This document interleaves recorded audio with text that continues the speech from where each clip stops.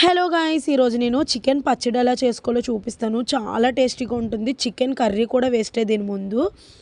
మసాలా కోసం కలిపి పెట్టుకొని ధనియాలు, జీలకర్ర, హోల్ బిర్యానీ మసాలా, యాలకులు వేసి సిమ్లో పెట్టి గోల్డెన్ బ్రౌన్ కలర్ వచ్చినంత వరకు వేయించుకోవాలి.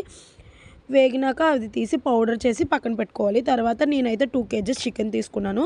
చికెన్ మొత్తం మంచిగా వాష్ చేసుకొని కలిపి పెట్టుకొని చికెన్ అంతా వేసుకొని వాటర్ అంతా ఇంకిపోయినంత వరకు ఉడికించుకోవాలి. వేరే కలిపి పెట్టుకొని ఆయిల్ హీట్ చేసుకొని చికెన్ మొత్తం ఉడికింది అందులో వేసేసి లైట్ గోల్డెన్ బ్రౌన్ కలర్ వచ్చినంత వరకు ఫ్రై చేసుకోవాలి ముక్కల్ని. మరీ ఎక్కువ ఫ్రై చేసుకుంటే గట్టిగా అయిపోతుంది.